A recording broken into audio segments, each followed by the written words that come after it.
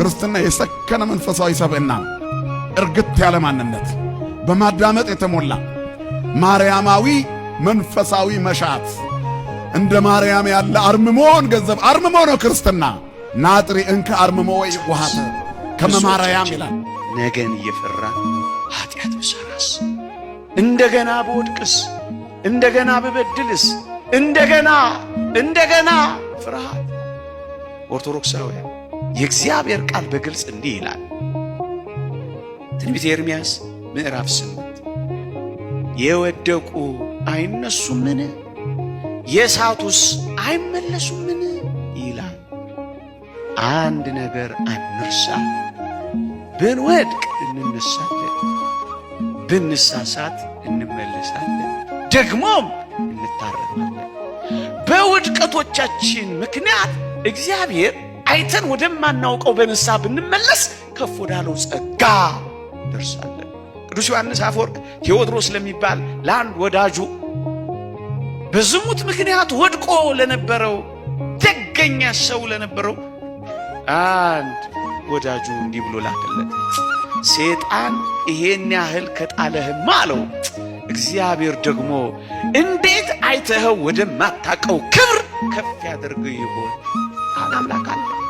ከቤታችን ትመጣላችኋለች፣ ትምጣላችሁ፣ ከነ ልጇ በቤታችን ትንገስ። የሚያስጨንቃችሁን ከናንተ እግዚአብሔር ያርቅላችሁ። መረጋጋትና ከራስ ጋር መሆን፣ ራሳችንን እናዳምጥ። እውነቴን ነው፣ ቁጭ ብለን እናዳምጥ። እንዴው ምን እንደሆነ አንዳንድ ጊዜ እንደው ከሰው ተለይቶ ራሱ እንኳን አንድ ቀን ራሱ ቁጭ ማለት ብቻ ነው። ዝም ብሎ ቁጭ ማለት ዝም ብሎ እኮ ነው። ምንም ሳትጸልዩም ቢሆን እውነቴን አንድ አቡነ ዘበሰማያት ጧት አድርሳችሁ ቁጭ ብላችሁ ዝም ብላችሁ አስቡ እስኪ። ቆይ እኔ ማን ነኝ? ስሜ ማን ነው? እኔ ምንድን ነኝ? ሰው። እኔ ምንድን ነኝ? ክርስቲያን። አሁን ምን እያረኩ ነው? እንደዚህ። ትናንትና ምን እያረኩ ነበር? እንደዚህ ሊሆን የቻልኩት በምን ምክንያት? እንደዚህ የደረሰባቸው አባቶችና እናቶች እንዴት ብለው አለፉት? እንደዚህ አድርገው። አሁን እኔ ማድረግ ያለብኝ እንዴት ነው? እንደዚህ። ይሄን ሳደርግ ለወደፊት የሚገጥመኝ እንቅፋት ምንድን ነው? እንደዚህ። ለዚያም መወስደው መፍትሄ ምንድን ነው? እንደዚህ ብሎ ማሰብ ይፈልጋል። አሁን እኮ ማሰብ የለም፣ የሚያስብ እኮ ሰው የለም። ይቅርታ ስለጠቀለልኩ ግን ስለማናስብም ጭምር ሰይጣን ምንድን ነው የሚያደርገን ካላችሁ እንዳናስብ ነው የሚያደርገን። ቁጭ ብለን እንድናስብ አያደርግም። የፈለገ ቢሆን አይናችን በእንቅልፍ እስከምትከደንባት ቅጽበት ድረስ እንዳናስብ ነው የሚያደርገን። እንዳናስብ እያደረገ መተኛት፣ ከዛ ሳናስብ አድረን መነሳት፣ ሳናስብ ወጥተን መሄድ፣ ሳናስብ ውለን መግባት፣ ሳናስብ አምሽተን መተኛት፣ በቃ መዞር ማለት ነው። እንደዚህ እንዳይሆን እግዚአብሔር ጠርቶናል። የጠራ ለምንድን ነው ማለት? እኔ ለምንድን ነው የጠራኝ? ለጵጵስና ነው ለክህነት ነው እንዳትሉ ደግሞ። እኔ የጠራ ለምንድን ነው ካላችሁ መንግስቱን ሊያወርሰን ነው የጠራ። የሹመት ዲቁና ጵጵስና ቅስና አይደለም፣ መንግስቱን ሊያወርሰን ጠርቶናል። ቂም ይዞ ቤተ ክርስቲያን ውስጥ ጸሎት የሚጸልይ ሰው ጸሎቱ ለሌላኛው ውሻ ነው ማለት። አንድ ምስኪን ቅን ሰው እዚያ ቁጭ ብሎ እንደውን የምለውም ማላውቀው ጌታዬ ማረኝ ለሚለው ለዚያ ነው የሚሆን ማለት። ለዚህኛው ውሻ ይሆናል። ሁላችንም እንግዲህ ውሻ ነን፣ ግን ለዚህኛው ውሻ ይሆናል። እንደዚያ እንዳይሆን ቂማችን አውልቀን ስንተው አዲስ ሰው እንሆናለን። ሰብህ ወለእግዚአብሔር ስብሐተ ሐዲሰ ማለት እሱ ነው ማለት። ይሄ ምስጋና አሮጌ አይደለም። የቅዱስ ያሬድ ምስጋና ሁልጊዜ አዲስ ነው። የቤተ ክርስቲያን ማህሌቷ ሁልጊዜ አዲስ፣ ቅዳሴዋ ሁልጊዜ አዲስ። ለአሮጌ ሰውነት ግን አይሆንም። ዋጋ አያሰጥም፣ መልስ አያመጣም፣ ሰማይ አይከፍትም፣ ከእግዚአብሔር ፍትህ አያመጣም፣ ስጦታ አያመጣም። እና የእግዚአብሔር ቤተሰቦች እንታረቅ። ልገራችሁ፣ አሁን እዚህ ለመምጣት እዚህ ገዳም ሁላችሁ መጣችሁ በዓል ለማክበር ብዙ ፕሮግራም ሰርዛችሁ መርሃ ግብራችሁን ገንዘብ ከፍላችሁ፣ አንዳንዱ የባህር ላይ ጉዞ የማይወድ ሰው አለ። እየደነገጣችሁ እየፈራችሁ ሁላ ነው የመጣችሁ። ልክ እዚህ ለመምጣት እንደዚህ የደከማችሁት ያህል ለመታረቅ ከዚህ እጥፍ መድከም አለባችሁ። ካልታረቅን አይረባንም ነው የምላችሁ። ለፍቶ መናን ሆነ። ነገን አትፍራ። ብዙዎቻችን አሁንስ እሺ ንስሐ ልግባ ነገ በወድቅስ? አሁንስ እሺ ልመለስ ነገ ብሳሳትስ? ብዙዎቻችን ነገን እየፈራን ኃጢአት ብሰራስ? እንደገና በወድቅስ? እንደገና በበድልስ? እንደገና ፍርሃት። ኦርቶዶክሳውያን የእግዚአብሔር ቃል በግልጽ እንዲህ ይላል።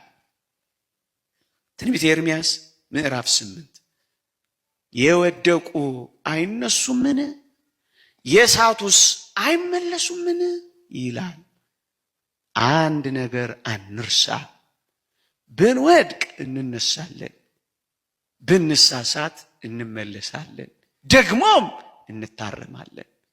በውድቀቶቻችን ምክንያት እግዚአብሔር አይተን ወደማናውቀው በንስሐ ብንመለስ ከፍ ወዳለው ጸጋ እንደርሳለን። ቅዱስ ዮሐንስ አፈወርቅ ቴዎድሮስ ለሚባል ለአንድ ወዳጁ በዝሙት ምክንያት ወድቆ ለነበረው ደገኛ ሰው ለነበረው አንድ ወዳጁ እንዲህ ብሎ ላከለት። ሰይጣን ይሄን ያህል ከጣለህማ አለው፣ እግዚአብሔር ደግሞ እንዴት አይተኸው ወደማታውቀው ክብር ከፍ ያደርግ ይሆን አለው። ከጣለም በላይ ከፍ የሚያደርገን አምላክ አለ። ካሰናከለም በላይ የሚያሻግረን አምላክ አለ። እመቤታችን ትመጣላችኋለች፣ ትምጣላችሁ። ከነ ልጇ በቤታችን ትንገስ። የሚያስጨንቃችሁን ከናንተ እግዚአብሔር ያርቅላችሁ። በወርቅ ልብሷም ተሸፍናችሁ፣ በብርሃን መስቀሏም ተባርካችሁ፣ የልባችሁን ሐሳብ ተፈጸመላችሁ። እግዚአብሔር ስለሷ ብሎ ይማረን።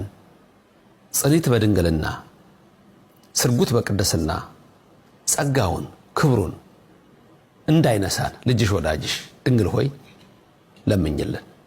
አሜን። ክርስትና የሰከነ መንፈሳዊ ሰብዕና ነው። እርግጥ ያለ ማንነት በማዳመጥ የተሞላ ማርያማዊ መንፈሳዊ መሻት፣ እንደ ማርያም ያለ አርምሞን ገንዘብ አርምሞ ነው ክርስትና። ናጥሪ እንከ አርምሞ ወይ ወሃተ ከመ ማርያም ይላል። እስመ ወደሳ እግዚ በወንጌል ማርያም ሳሬት መክፈል ተሰናየ ዘኢያይድዋ። እንደ ማርያም ያለ አርምሞና ትዕግስትን ገንዘብ እናድርግ።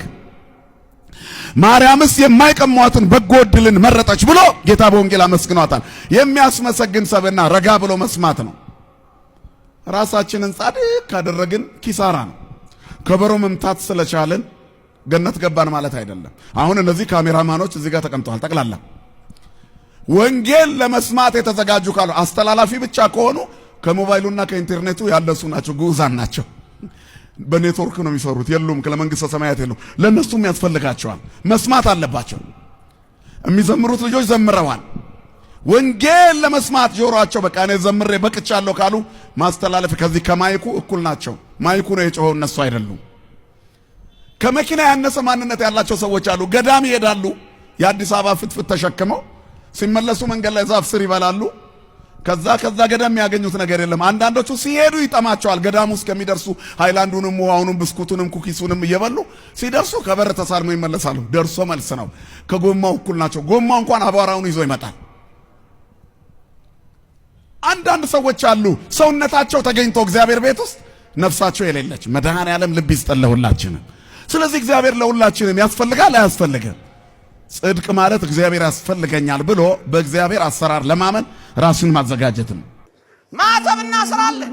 ማተብ የሌለው ማን አለ? ኦርቶዶክሳውያን እና አስረና ግን ምን ያደርጋል? ማተቡ አለ። ዝቅ ስንል ግን እርቃን፣ ልብሱ አጭር ነው፣ ገላም ያሳይ ነው። ይቅርታ ለቋንቋ እምብርት የሚከፍት መስቀሉ ከዚህ ጋር ይሄዳል። መስቀሉ ከጨዋነት ጋር፣ መስቀሉ በአገባብ ከመልበስ ጋር፣ መስቀሉ ከመሸፈን ጋር እኮ ነው። መላእክትን እንኳን አላያችኋቸው? በሁለት ክንፋቸው ፊታቸውን፣ በሁለት ክንፋቸው ይበራሉ፣ መስቀል ይሰራሉ። በሁለት ክንፋቸው እግሮቻቸውን ይሸፍናሉ። መላእክት እንኳን እግሮቻቸውን የሚሸፍኑ ከሆነ አቤት የኛ መሸፈን ማለት ጨክነን እኮ ነው የምንቆመው እንጂ መሸፈን እኮ ነው ያለብን፣ መሰወር እኮ ነው ያለብን። እግዚአብሔርን የበለጠ የቀረቡ የሚሄዱ ሰዎች ይሸፈናል። መታየት አይፈልም፣ ስውር ይላል። ያቀረቅራል፣ ይደፋሉ። እግዚአብሔርን የበለጠ የቀረቡ የሚሄዱ ትሑታን ነው የሚሆኑት። እግዚአብሔር እንዴት ይደንቅ! እንደዚህ ቢላችሁ ማንም ሰው አትጨነቁ። በመድኃኔ ዓለም የሚያምን ሰው እገሌ ደገምኩባችሁ ውሸቱን ነው። እንደውም እውነቴን እነግራችሁ በዚህ ዘመን ጠንቋይም የለም፣ አይሆንለትም። ውሸቱን ኩሸቱ ነው እንጂ ጥንቆላቸውም አይሰራም። እማምላክን ከልቤ ነው የምነግራችሁ። ማለት ማማተብ ነው ያለባችሁ። በጌታዬ በኢየሱስ ክርስቶስ ትምህርተ መስቀል ካላችሁት ሁሉ ይሻላል። ስለዚህ ተመልከቱ፣ ድግምት ሆነ። እባካችሁ አጋንንት ስሙን ስሙን ስሙን ብለው ጸለዩ ጠንቋዮቹ። አይ ሌላ ሰው ያዙ ብትሉን እንመጣ ነበረ፣ ግን ለአርሴማ ሲሆን አንመጣም አለች። እሷን ለመያዝ እንኳን አይሆንልንም። ለሌላ ሰው ሲሆን ሴቲቱ በወንድ ፍቅር አይምሮዋን እንድታጣ፣ ወንዱ በሴት ፍቅር አይምሮውን እንዲያጣ ማድረግ እናውቅበት ነበረ። በሴት አድረን ወድን ከክብር ማሳነስ፣ በወንድ አድረን ሴትን ከክብር ማሳነስ እናውቅበት ነበር። የእርሷን ስም ከጠራችሁ ግን አንመጣም አንመጣም አንመጣም ብለው አጋንንቱ መልሰው ለጠንቋዮቹ መልስ ሰጡ።